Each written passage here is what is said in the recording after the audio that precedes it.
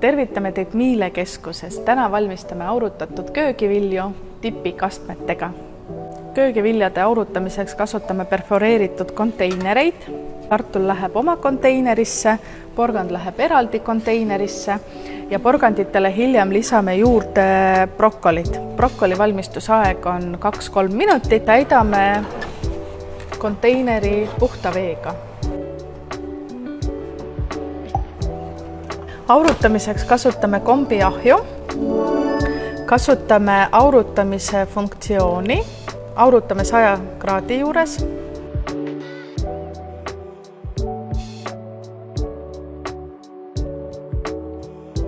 Nii kaua, kuni valmivad köögiviljad, valmistame tipikastmeid. Üks tipikaste on suitsulõhega, selle jaoks segame kokku hapukoore ja toorjuustu.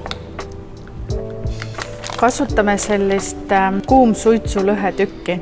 Peenestame ta ära, vaatame, et konte ei satuks tippisse.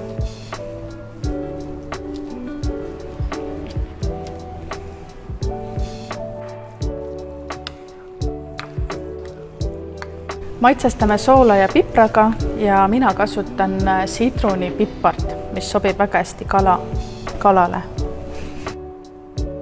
Paneme nii kauaks külmkappi. Teise tipi valmistamiseks kasutame hapukoort.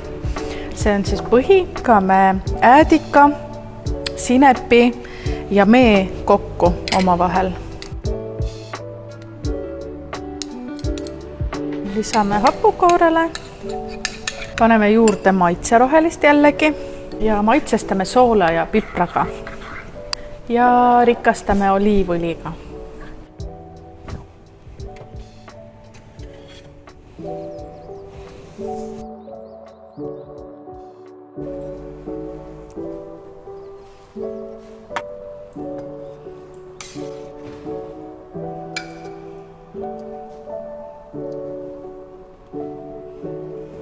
Meie lihtne ja imeline söök on valmis. Head isu, nautige sööki koos Miilega.